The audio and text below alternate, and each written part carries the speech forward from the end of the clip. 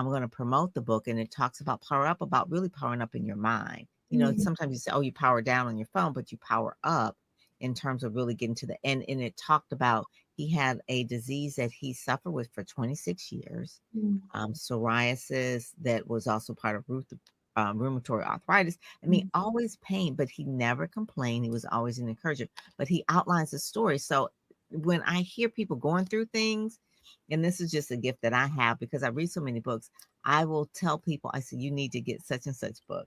You need to get, and I will mail a book to someone and they'll be like, that is such the book that I needed at the time. And that is one of the things with Chocolate Mama. And then Hold Yours Up to Read, Extreme. Extreme, yes. So these books change lives. They're not just pretty covers, which they are beautiful covers. I love the covers, but they change lives.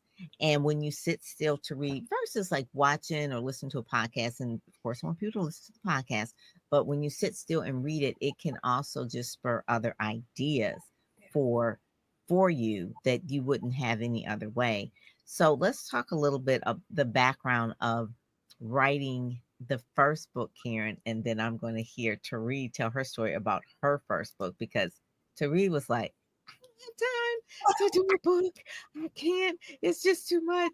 So talk about your first book of writing it, not the Everyday People, but the other book after that, the Oh, the yeah. Amazon.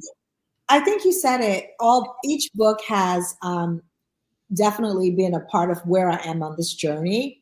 So this is probably like my, I don't know, fourth, fifth book. The bestseller was you have money, you want caviar, but you have money for chitlins. A smart PR guide for those on a budget. That became like a bestseller on Amazon because it's when the market crashed, right? Who knew? So but they've all been tell-all books. Then it led me to journaling.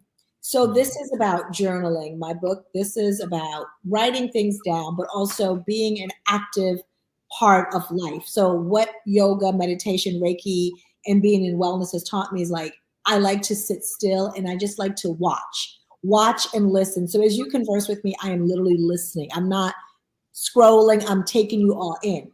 So I wanted to, and I also yes, I have yoga postures in there because that's such a big part. So I wanted to make sure you understand the diagram, what you're doing. I needed the diagrams. Trust Yes, me. thank you. And then it also has. I'm like, how you do this again? Let me look exactly. at it. But I wanted from bitter to better is I feel in life when you move and let go, you go from feeling bitter to better.